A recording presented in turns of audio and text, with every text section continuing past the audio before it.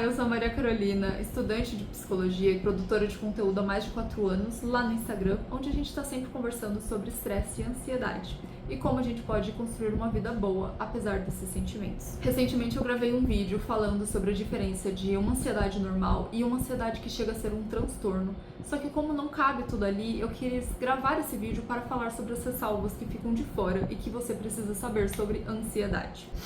Principalmente se você já tem um transtorno. A gente sabe que ansiedade é a palavra da moda. De repente, todo mundo tem ansiedade, todo mundo ficou ansioso e a gente escuta falar de transtorno de ansiedade pra cima e pra baixo.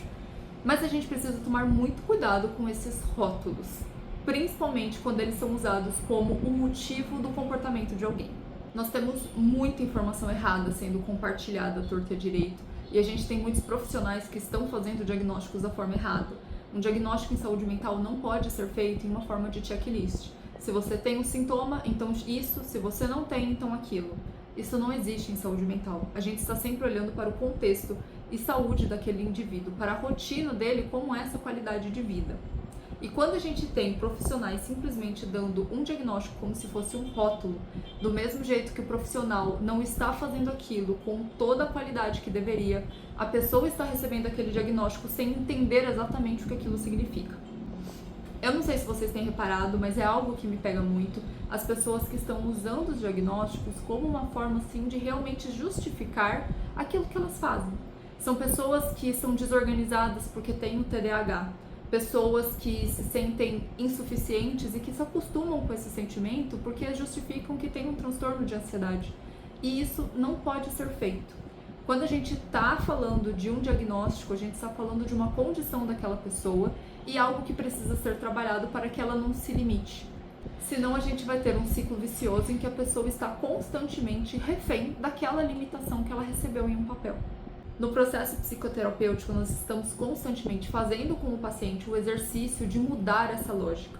A gente não vai mais justificar a falta de organização pelo TDAH e a gente vai praticar a ação oposta.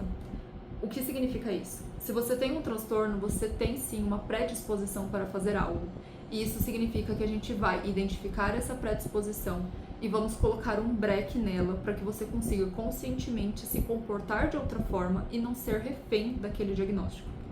É a pessoa que diz que porque eu tenho TDAH, então eu preciso usar uma agenda com mais frequência. Tá entendendo? Outro fator que as pessoas acabam deixando passar batido é sobre o que causa esse transtorno. Transtornos mentais não são causados por uma única questão. A gente tem pelo menos a interação de 2 fatores, que é a genética e o ambiente. A genética vai ser aquelas características que são herdadas pelo seu sangue, que você não tem tanto controle sobre elas e que podem ou não te ajudar nessa questão. Se você tem um pai, uma mãe, avô, avó, tio, tia que tem um transtorno, você tem sim uma predisposição maior. É algo que precisa ser cuidado porque a genética se altera perante o ambiente.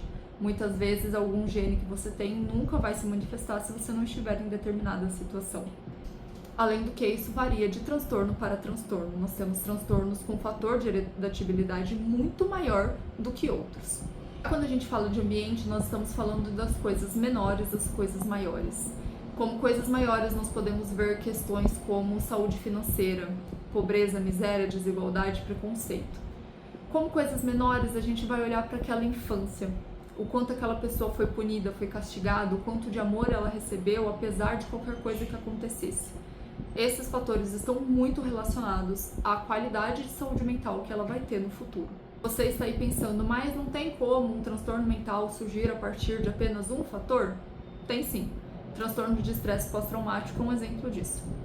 Agora vem comigo e vamos pensar na ansiedade perante isso tudo. Pacientes que sofrem bullying e que, se eles se mostram como eles realmente são, eles são rejeitados pelo grupo.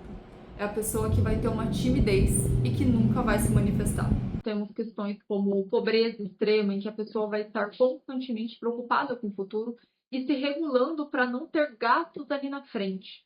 E esses gastos não só financeiros, mas comportamentais e emocionais. Tudo isso pode estar aí articulado com, por exemplo, uma mãe muito ansiosa que tem um cortisol elevado durante a gestação. O seu bebê já vai nascer não só nesse ambiente em que alguém está constantemente preocupado e ansioso, como também com a predisposição genética do cortisol. São sempre 2 fatores ou mais contribuindo para o cenário atual. E eu gosto sempre de trazer isso porque as pessoas pegam o diagnóstico e usam como rótulo. E aquilo acaba as limitando de tal forma que, de repente, é simplesmente uma condição de quem se é. A gente vê pessoas falando que são ansiosas como se elas tivessem simplesmente surgido assim no mundo e isso fosse responsabilidade delas. Não é.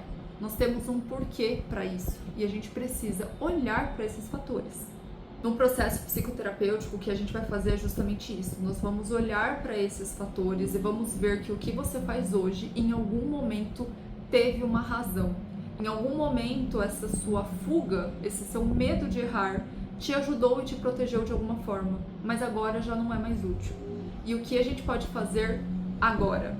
Agora que o contexto mudou, como que você pode não ser mais refém de todos esses sintomas? Se você gostou desse vídeo, deixa o seu like, também me acompanhe no Instagram, @psi.macarolina, para conhecer os bastidores do meu trabalho e deixa aqui embaixo qual a sua dúvida que você quer que eu responda da próxima vez.